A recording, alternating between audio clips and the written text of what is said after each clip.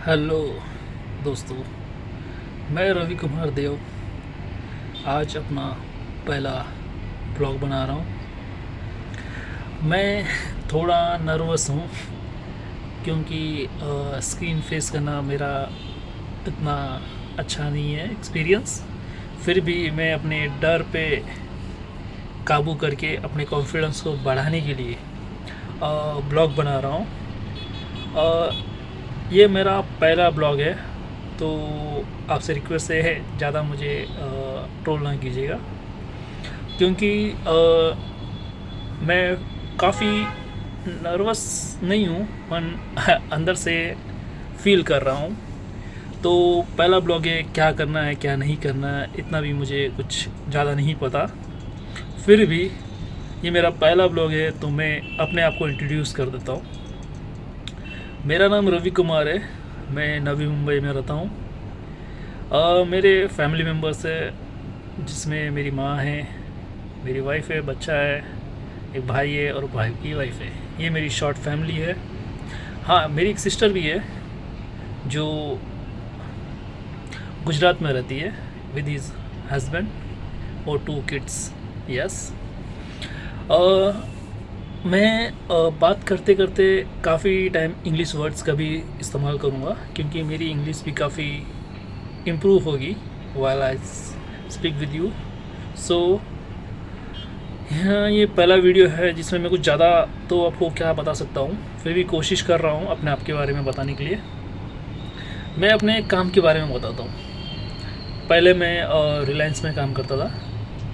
उस हाँ, फिर उसके बाद मैंने चेंज किया। हाँ, ध्यान रखिएगा, चेंज करना बहुत ज़रूरी है। अगर आपने जॉब स्विच नहीं किया तो आप कंफर्ट जोन में काफ़ी पीछे रह जाओगे। जैसे कि मैंने अपने काफ़ी समय कंफर्ट जोन में निकाल दिया था। मैंने 7 ईयर्स, हाँ 6 to 7 ईयर्स रिलायंस में स्पेंड किए। No growth. बीच में कोरोना भी आया था। कोरोना के टाइम पे रिलायंस ने काफ़ी सपोर्ट किया। मेरा सैलरी बिल्कुल भी नहीं घटा, वैसे मेरी सैलरी भी काफ़ी कम ही थी। कोई सैलरी डिडक्शन नहीं हुआ। बिना, मैं घर पे ही था लॉकडाउन में अराउंड 1 या 1.5 साल घर। 6 मंथ्स तो हमें बिना कुछ काम किए ही हम घर पे थे, मतलब मैं घर पे था। मेरा सैलरी कंटिन्यू पर मंथ आ रहा था। आफ्टर 6 मंथ मुझे लैपटॉप दिया गया और वर्क फ्रॉम होम करने को कहा गया। फिर अराउंड टोटल 3 इयर्स तक ये चला। तो अराउंड 3 ईयर तक मेरे सैलरी तो कोई डिडक्शन नहीं हुआ। काम भी मैं घर से ही कर रहा था। काम भी कॉलिंग का नहीं था, बैक एंड था, तो काम भी काफ़ी बढ़िया मैं कर पा रहा था और सैलरी भी बराबर चल रही थी। इस काम के लिए मैं रिलायंस को थैंक करता हूँ। मगर ग्रोथ ना होना ये भी एक बहुत बड़ा ड्रॉबैक है। ये अभी भी मैं सोच के अंदर फील होता है कि मेरा कोई ग्रोथ नहीं हुआ। मेरा सैलरी उसी पोजीशन पर रहा अराउंड 7 ईयर्स, कुछ ग्रोथ नहीं मिला। और मैंने इट्स ओके, इसमें कुछ मेरी भी गलती है। मैंने अपने आप को बाहर निकालने की कोशिश नहीं की, ना ही मैंने ट्राई किया दूसरी कंपनी में ज्वाइन करने का क्योंकि कंफर्ट जोन काफ़ी अच्छा था वहाँ पे। मैनेजर्स काफ़ी अच्छे थे, टीम लीडर्स काफ़ी अच्छे थे, तो उन्होंने कभी फील नहीं होने दिया कि हम बाहर निकले। और मैंने स्टेप भी नहीं लिया क्योंकि फील हो रहा था इतनी सारी छुट्टियाँ वेस्ट हो जाएगी और दूसरी कंपनी में ये छुट्टियाँ मिलेगी कि नहीं मिलेगी, इतना अच्छा कंफर्ट जोन मिलेगा कि नहीं मिलेगा, टाइम फ्लेक्सिबिलिटी मिलेगी कि नहीं मिलेगी, ये सोच के मैंने रिस्क नहीं लिए थे। मगर फिर भी मैंने 2023 में रिस्क लिया। यस, मैंने जॉब स्विच किया। मुझे एक ऑफ़र आया था किसी बैंक, मतलब बैंक का आया था, नाम नहीं बताऊंगा क्योंकि ये भी एक बैंक ही है। तो बैंक का ऑफ़र आया था, काम थोड़ा अलग था मगर इट्स ओके।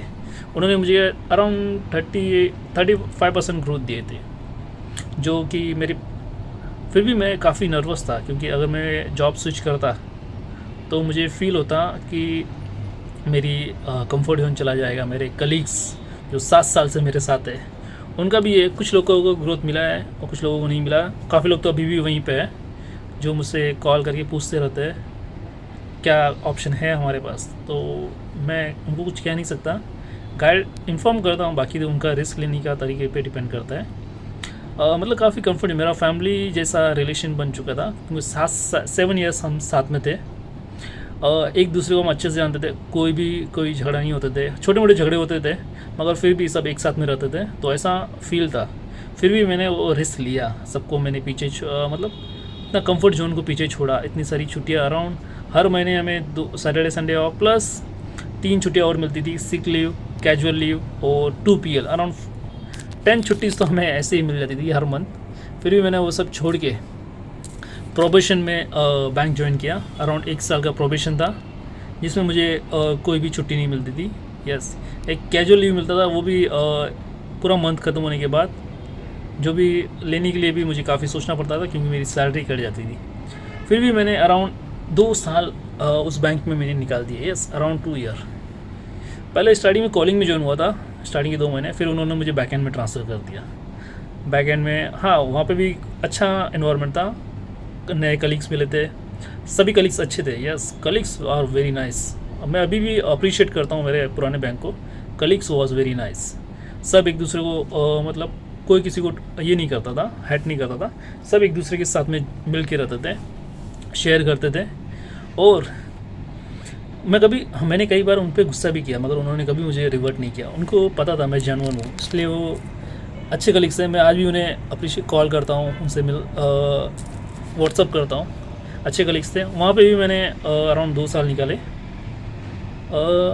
फिर भी वहाँ पे भी अच्छा कंफर्ट जोन था। मेरे को ऑलमोस्ट कुछ नहीं करना होता था, शिफ्ट के हिसाब से जाना है, शिफ्ट के हिसाब से आना है, और पूरे दिन भर में अपने काम कंप्लीट करके अच्छे कलीग्स, यहाँ तक कि पूरे बैंक में जितने भी एम्प्लॉयज़ थे सबसे मेरा रिलेशन काफ़ी अच्छा था। फिर भी मैंने रिस्क लिया। यस, बैंक का एक इशू है, आपका जो नोटिस पीरियड होता है वो 90 डेज़ का होता है। ये एक बहुत बड़ा ड्रॉबैक है। अगर आप किसी दूसरी जगह अप्लाई करेंगे तो 30 डेज़ में वो चाहते कि आप ज्वाइन हो जाए, और 90 डेज़ को एक्सेप्ट ही नहीं करता। ये मेरा काफ़ी ड्रॉबैक है। इसकी वजह से मैं पहले रिज़ाइन नहीं कर रहा था। फिर मैंने काफ़ी अपने आप को समझाया कि अगर मुझे ग्रो करना है तो मुझे रिज़ाइन करना होगा। फिर मैंने अप्लाई किया, कहीं मुझे रिवर्ट नहीं मिला क्योंकि काफ़ी सारे सबको इमीडिएट जॉइनर चाहिए होता है, तो 90 डेज़ कोई एक्सेप्ट नहीं कर रहा था। तो भी मैंने रिज़ाइन कर दिया। यस, बिना किसी ऑफ़र लेटर के। अंदर फीलिंग थी कि मैं मिल जाएगा, मुझे खुद पे विश्वास भी था, फिर भी मैंने रिज़ाइन कर दिया। रिज़ाइन का भी रीज़न था, मैनेजर सब मुझे थोड़ा बहुत हरास कर रहे थे मगर फिर भी वो अच्छे थे। उन्होंने मतलब गुस्सा कोई रीज़न पे आ जाता है, मुझे भी आता है, उनको भी आया था, कुछ हो गया था। फिर भी मैंने रिज़ाइन कर दिया, अपने गट को स्ट्रांग मान के। जैसे ही मैंने रिज़ाइन किया अराउंड 15 डेज़ में घर पे था। यस, और घर पे रहते ही घर के वालों की सच्चाई पता चल जाती है। जब तक आप सैलरी देते हो तो आपको अच्छा ट्रीट किया जाता है। जैसे आपकी सैलरी आना बंद हो जाती है और आप घर पे पूरे दिन बैठे रहते हो या कुछ घंटों में घर पे आ जाते हो, सबके रिएक्शन चेंज हो जाते हैं। ये ट्रूथ है, ध्यान रखिएगा, एक बहुत बड़ा ट्रूथ है। बिना सैलरी के घर में कोई इज्जत नहीं है। मुझे भी ऐसा ही फील हुआ ना। Wife start screaming on me, चिड़चिड़ापन आ जाता है, दिन भर घर उनके सामने बैठा रहता हूँ, इसको बिगाड़ रहा हूँ, ये बिगाड़ रहा हूँ, चालू हो जाता है। तो फिर भी मैंने एक जगह एक दूसरे बैंक में अप्लाई किया था। मैंने जिसके भरोसे ये जॉब छोड़ा था कि मुझे यहाँ मिल जाएगा, क्योंकि वो लोग 30 डेज़ में एक्सेप्ट कर रहे थे। मैंने इंटरव्यूज़ भी दिए थे, सारे डॉक्यूमेंट भी सबमिट हो गए थे, फिर उनका कोई रिस्पॉन्स ही नहीं आया।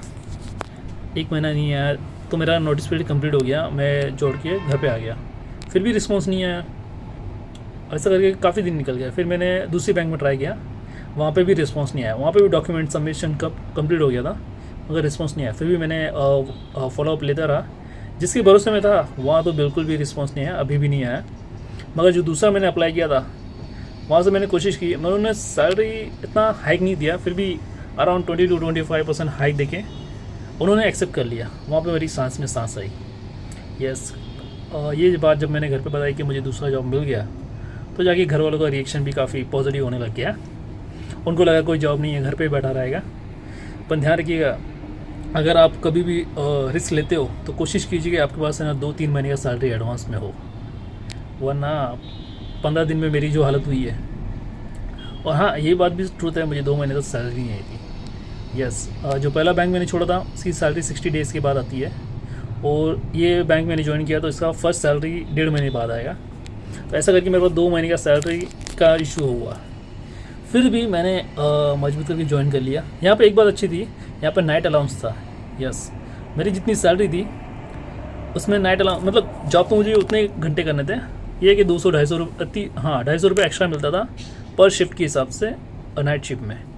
तो उसकी वजह से मेरा थोड़ा हर महीने 5,000 तक एक्स्ट्रा आते थे, जो मुझे काफ़ी अच्छा फील होता था। ऐसा करके वहाँ पे भी मैंने अराउंड 3 महीने काम किया।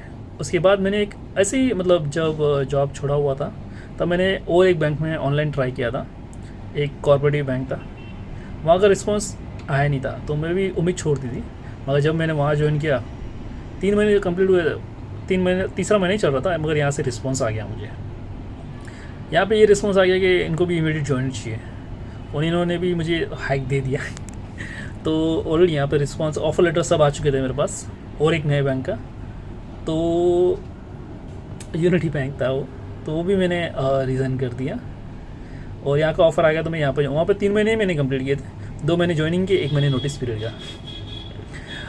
वहाँ पे रिज़ाइन देके फिर मैं कोऑपरेटिव बैंक ज्वाइन कर लिया। यहाँ पे भी अच्छा है अभी तक, मतलब ज्वाइन किया मैंने। यहाँ पे भी सैलरी जो वहाँ पे मुझे नाइट अलाउंस जोड़ के मिलता था, वो यहाँ पे बिना नाइट अलाउंस के मिलता है। ये डे शिफ्ट है। जान करके मैंने ये भी ज्वाइन कर लिया, ये भी मैंने रिस्क लिया। तो ऐसे करके मुझको अराउंड 3 महीने तक सैलरी नहीं आई। यस, और फिर तीनों महीने की कह सकता हूँ सब साथ में आया, एक साथ में काफ़ी बड़ा अमाउंट आया मुझे, जिससे मैंने क्रेडिट कार्ड के लोन्स क्लियर कर दिए। हाँ, यार कि आपके जब आपके पास जॉब नहीं होती ना, तो क्रेडिट कार्ड की बिल्स काफ़ी बढ़ जाते हैं और घर वाले के बिल्स भी बढ़ जाते हैं। तो रेंट होता है, सब होता है, मैंने पे किए, क्लियर किया। घर पे भी ट्रांसफ़र किए, माँ जो गांव में रहती है उनको भी अमाउंट पैसे भेजे।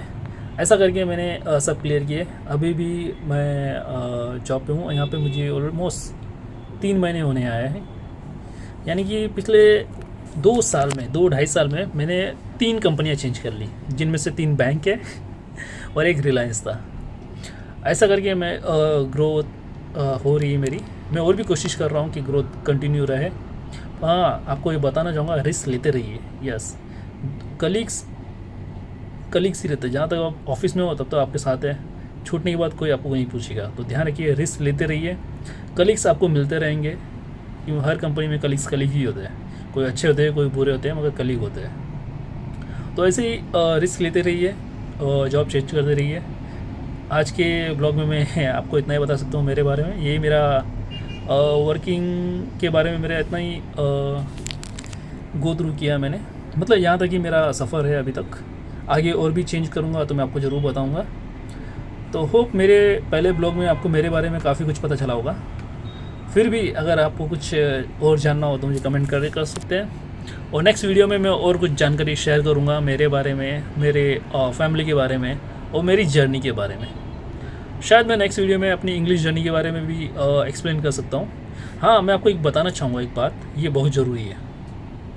जब मैंने रिलायंस में मैंने 7 साल काम किया था, तो मुझे ना रिस्क लेने का कॉन्फिडेंस नहीं आया था। कॉन्फिडेंस तब आया जब मैंने डेली इंग्लिश लर्निंग स्टार्ट की। जब मेरा लॉकडाउन ख़त्म होने के बाद वर्क फ्रॉम ऑफिस स्टार्ट हुआ, तब मुझे थोड़ा कंफर्ट जोन से बाहर निकलने के लिए जोर आ रहा था, मतलब गुस्सा आ रहा था कि ऑफिस घर से आराम से हो रहा था, मेरे समय बच रहे थे 2-2, 3-3 घंटे, मगर वो जाएंगे। उसी टाइम पे मैंने ना इंग्लिश स्टार्ट की थी लर्निंग। ऐसे तो मैंने पहले भी कोर्सेज ज्वाइन किए थे शीतल अकेडमी, वहाँ पर मैंने कम से कम 4-5 हज़ार भरा, 1 साल तक वहाँ गया, मगर कुछ ज़्यादा इम्प्रूवमेंट नहीं आया। तो फिर मैंने सेल्फ लर्निंग स्टार्ट की, डेली इंग्लिश वीडियोस सीखता था। जैसे कि एक है नव्या एजुकेटर, यस, इस इंग्लिश स्पीकिंग चैनल से मैंने स्टार्ट किया था। मुझे पता ही नहीं था समय, पहला लगा था ये 60 डेज़ काफ़ी ज़्यादा होते हैं, 90 डेज़ काफ़ी ज़्यादा होता है, 45 डेज़ काफ़ी ज़्यादा होते हैं। मगर जिस तरह से मैं लर्निंग स्टार्ट करते गया, वीडियोस कंप्लीट होते गए, मैं सीखता गया और प्रैक्टिस करता गया, ऐसे कर करके मेरे अंदर कॉन्फिडेंस बढ़ता गया। उस कॉन्फिडेंस के बल पे मैंने आज इतने सारी जॉब्स चेंज कर पाया। आपकी स्किल क्या है मैटर करता है, उससे ज़्यादा मैटर करता है आप इंटरव्यू कैसे पास करते हैं। और ध्यान रखिए, कोशिश करते रहिए। मैंने जब फर्स्ट रिलायंस कंपनी छोड़ने के लिए जब इंटरव्यूज़ दिए थे, मैंने तकरीबन 100+ इंटरव्यूज़ दिए थे। यस, यहाँ तक कि मैंने जब बैंक ज्वाइन कर लिया उसके बाद भी मैंने इंटरव्यूज़ दिए थे, क्योंकि मैं अपनी प्रैक्टिस खोना नहीं चाहता था। क्योंकि जितने ज़्यादा इंटरव्यूज़ आप देते हैं उतना ज़्यादा आपका कॉन्फिडेंस बढ़ता है। ऐसे ही इंटरव्यूज़ देते जाइए, कॉन्फिडेंस बढ़ता रहेगा। अभी भी मैं, ऐसा नहीं कि मैंने छोड़ दिया है, मैं अभी भी सर्च करता रहता हूँ, इंटरव्यूज़ देता रहता हूँ। मिले ना मिले दूसरी बात है, मगर आपका कॉन्फिडेंस बढ़ता है, आपको ये पता चल जाता है कि इनका क्राइटेरिया क्या होता है, किस तरह से क्या फॉलो किया जाता है, क्या हमें कहना है। और हाँ, इंग्लिश पढ़ते रहिए और सीखते रहिए। स्पीक गलत बोलिए, कैसे ही बोलिए, मगर इंग्लिश बोलते रहिए। इंग्लिश आपको कॉन्फिडेंस देता है, it will give you strength to take a risk. Yes, जितना आप अंदर से स्ट्रांग बनोगे उतना ही आप बाहर से स्ट्रांग बन पाओगे। आपको लगता है ये छोटी चीज़ है, मगर इसका इफ़ेक्ट काफ़ी ज़्यादा होता है। मैं पर्सनली इफ़ेक्टेड हूँ। I can say that I am most improved person as of now, but I am still learning. Yes, don't be over confidence, keep on learning, keep on practising and keep on trying. See you in my next blog. Have a great. आप सभी का support चाहिए, support देते रहिए, मैं आपको अपनी journey के साथ आगे बढ़ाता रहूँगा। Have a great day. Thank you.